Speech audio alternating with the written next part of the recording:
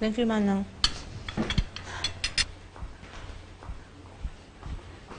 Good morning, Ma! Mwah! Uy, sarap. Good morning. Hindi ka na magalit sa akin? Hindi na po. Tama ka naman, May. Alam ko po na tayo lang yung pamilya ni Angela dito. So we should be protecting her. Thank you for understanding. Nga pala, nakita mo ba si Angela? Hindi po. Baka po nasa kwarto niya, Ma. Wala nga dun eh. Tinignan ko na eh.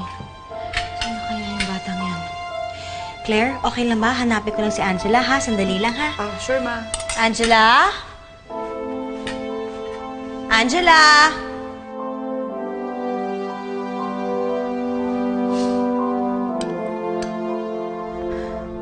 Angela?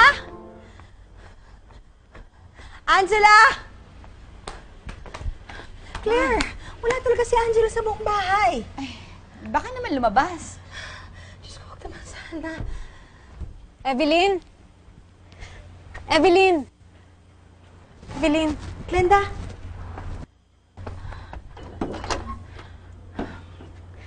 Evelyn, kailangan natin mag-usap tungkol kay Angela. Glenda, tsaka na lang tayo mag-usap. Ang laki ng problema namin. Nawawala si Angela eh. Ha? Hinanap niyo po ba sa buong bahay? Oo, pero iikutan ko uli ngayon kasi baka mamaya nakulong lang sa stockroom. Samahan ko po kayo.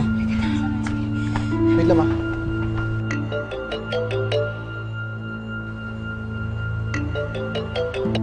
Hello, Francis. Glenda, nasan ka ba? Nakala Evelyn. Ano ginagawa mo dyan? Gusto ko sana mag-usap kami tungkol kay Angela. Dahil ayoko nagkakagulo kayo ni Calvin. Hindi ba sinabi ko na sa'yo, huwag kang makikialam? Hindi ko naman siya nakausap.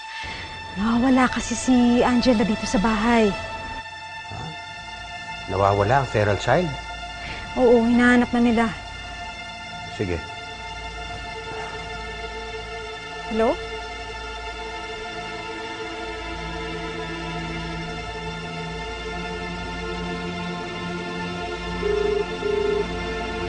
Bernard, I have some good news. Nawawala ang feral child. Check mo sa mga presinto at ospital sa vicinity. Okay.